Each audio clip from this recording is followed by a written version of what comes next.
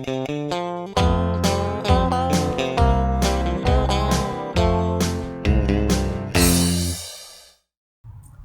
friends and neighbors, it's old Dale Collins coming to you again on one of our garden videos, and today we're going to talk about figs and fig cuttings and how to make fig cuttings, and even more importantly how to propagate figs from the cuttings that we sell.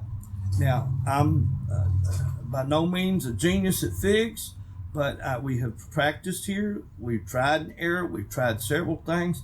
Like many of you, we've watched a lot of videos on YouTube, and I finally figured out some ways that work well for me. Now, what I'm telling you today is just my opinion from my experience in my climate and part of the world. And I live here in Conway, Arkansas, which is zone 7. We're inside a greenhouse, and it's about 80 degrees in here right now. It's really warm and humid to me. But we have a brown turkey fig, and we're going to make a single cutting and show you how we do it here, and then show you the results of some we did about 2 months ago right here in the same room. Now you'll need several things for this project. You'll need some type of snippers, some type of pruning scissors, whatever you want to call them. We're from the country, so there's all kind of names out here for things. You'll need that, and you're going to need something to clean these. This is probably one of the biggest reasons why people fail with making cuttings of all kinds, is that we have probably, I don't know how many hundred fig plants and fig trees that are going. And we probably have nearly 100 that are big ones. And if you go to cutting down through all of them, they're going to, some of them may have disease. Might only take one of them to have a disease. And just like at the operating room, if the doctor operates on you and then goes to the next room and operates on somebody else, and he doesn't sterilize his equipment, you're likely to catch some type of problem or disease. So I've just washed these, and for sake of time, we're not going to do it. But here is a brand new bottle of rubbing alcohol. It works real well. And also here's a bottle of Propagate that works really well. Many people use, probably most people use, it is optional, but it certainly adds to it a little bit. It's simply called a rooting powder or rooting hormone. They come in liquids, they come in powders, several different brands, I don't have one to recommend to you today, but most of them do about the same thing. And it's optional. A lot of people who do thousands and thousands of cuttings, if 10% of them doesn't live, it's not going to matter. If you're only doing a few and 10% matters to you, then you might want to use the rooting hormone. We'll have more about that in a minute. You'll need a small container. This is a trade gallon container to put your new fig plant in a month or two later when it roots. And again, we're fixing to show you some that we've rooted a couple months ago when we first started shipping them out. And we've shipped them out to, I think, 23 states across the United States. But you're going to need something to put your cuttings in, whether it be blueberries, blackberries, whatever it is. And we use just a really good sand. And you see, the reason we use the sand is because root cuttings don't need any nutrients in it whatsoever, because the energy for life is in the stem or the cutting that you're making. And they don't have no roots to draw moisture or nutrients from the sand or soil that you're using. We use sand primarily here, not always, but primarily because it drains the water down. And in cuttings, you've got to keep them moist. And these get sprinkled on every day in here. And then the water drains down through. And just about the time it goes drying out a little, the next day the sprinklers come on. Let's look over here. Here's the sprinkler head right here. I just hope it don't come on while we're in here. But this is ours. Now, if you're just ordering some of our figs, you probably won't have a system like we have, and on a timer and all of that. But you can mist them yourself every day, and that'll keep them going. But you can't let cuttings dry out. Cuttings have to stay moist, but they can't drown in soggy water. So the other very important thing about your container that these in, this is a little $2 thing we got somewhere. We take our drill, put a small drill bit in it, and we drill a bunch of holes in the bottom. I'm not going to turn it over and let the sand flop out, but it's got holes drilled in the bottom. You have to have that because the water has to drain through, and the sand will filter the water on down. It'll keep it just long enough to do what it needs to do, and then it will drain out the bottom, and next day you got to keep it moist again. And so I think that's a big part that a lot of folks fail. I've had people say, they want to start plants and cups and all kinds of things, and they didn't realize you got to have the holes in them. That's why just about all flower containers and pots, nearly all of them have holes. And then we found some plants I'd bought in here, my own personal plants, and they were soaking underwater, and the reason was they didn't have no holes in them. You have to have holes for drainage. Drainage is very important. All right, we're going to make one single bare root cutting here. It's not a bare root cutting. It is a brown turkey fig cutting. This is a very good fig plant, and it's one that we sell here at Presidential Gardens Backyard Nursery.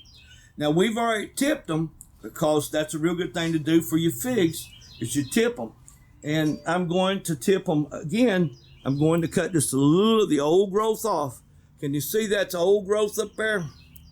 And we're going to cut it off and get it down to where it's fresh. And that should do good. Now, on this cane here, fig cane, each one of these that you see right here and here, they're little bumps, and even here, those are eyes. And that is where the roots are going to grow out of. They won't grow out up through here at all, up through here. The only place they grow out is on these eyes. And they're buds. They're called eyes, buds, they're called several things. And I've been all over the country and people call them a lot of things. But nonetheless, you want at least 4 of them for a good, successful fig cutting. So we have 1, 2, 3, and here's the 4th one. And we're going to drop down right below that 4th bud, and we're going to cut it off. And so you see that is new growth. And next time we cut one, if we do, we'll cut it off down just above the eye. If you leave all that extra on there at the bottom, it's just going to rot off, okay? And anytime something is rotting, it's likely to cause bacteria and fungus and all those bad things that can cause you to fail at rooting your fig. All right, and so we've already cleaned up, and we'll clean those up again before we use them again. We're going to get a rooting hormone. Another good thing about the rooting hormone is very important is, again, just like cleaning up your snips and going to the operating room with dirty tools, this rooting hormone is here. And if you, this is your main bottle. A lot of folks just dip right in the main bottle. That's your choice. You can do that. But it's a much greater chance for spreading disease like that. And so on a particular day with a particular type of plant, if you're going to be making some cuttings, then it's best to put you some out and use that for the batch of cuttings that you're making for that particular variety to keep from spreading the disease and bacteria especially. And so you have some type of bowl or something to put the just enough in to use. And so that's what you do to keep it down. But again, if you just dip it right in your main root hormone container, you're going to spread that to everything you got if you're not careful. It might be years down the road before it happens to you, but I got thousands and thousands of plants even in this greenhouse, and it's not worth it to me to take that chance. We're going to take our root here, our fig cutting, and we're going to make sure we've got to know which way's up and which way's down. So we look at the eyes or buds again, and you can see they're pointed up. This actually is where, in the more mature plant, the figs will grow out the fruit as well.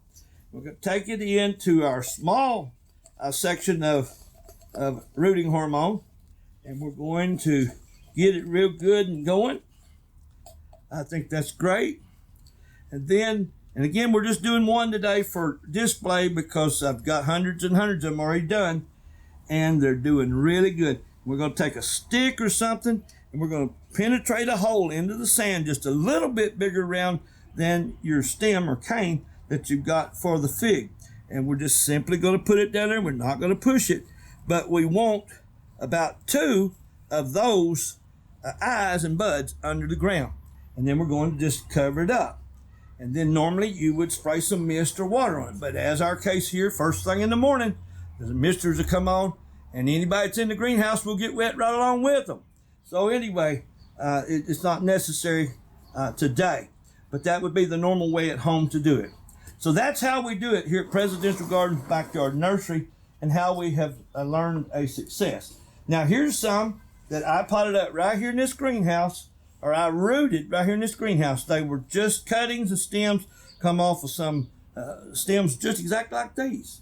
And I've got these here. I'm not going to pull them all up, but I've dug one up here, and I probably lost a few of the roots, but just want you to see a little bit about what it looks like. Didn't pull out the right one. There it is. That's got a few roots, but I wanted you to see that just in 2 months. And again, we pulled a few off of this one side, but here we see it. It's got roots on all the way around it. It lost a few main roots over here because they're so packed in there. And but I didn't want to dump them all out just for the video today. But you can see we got roots, roots, roots. And you're going to take a container like this, and typically for the ones just starting out, a gallon or a trade gallon, and you're going to put the thing in there the same depth that it was, as you had it, and you're going to plant it. And then you're going to water it, and you're going to water it, and you're going to keep it moist. Don't drown it, but keep it moist, and it's going to do probably really, really well for you, especially if you do like, people tell you to do, and people teach you to do. Now, there are other people out there that have a lot of other good ways of doing it, and it works very, very well for them. But this is what's worked for me. And like I say, we've got hundreds of them going right here in this greenhouse and other places. And so this should be what you come up with. Here's one that's already planted and ready to go. And it's an awesome big plant. And this thing, after it gets through frosting Friday night, will be ready to plant out in the field or in the yard. And it's going to produce figs for years and years to come. This is Dale Collins with Presidential Gardens Backyard Nursery. I want to tell you thank you for watching our garden videos from Presidential Gardens Backyard Nursery.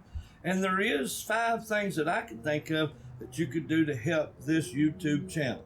Those things would be to hit the like button if you like the videos. Also, feel free to comment on them. And also hit the share button. Share the videos and help us get these educational videos out there to the people. Also, of course, there is the option of hitting the subscribe button and being a part of this channel.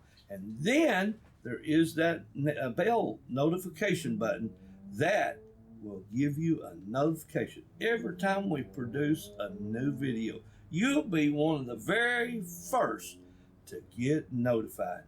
So I want to encourage you to do these things, neighbors, and then I'll see you in the next video.